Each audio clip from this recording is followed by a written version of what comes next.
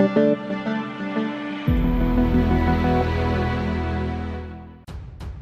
to hard reset Galaxy Z Fold 4.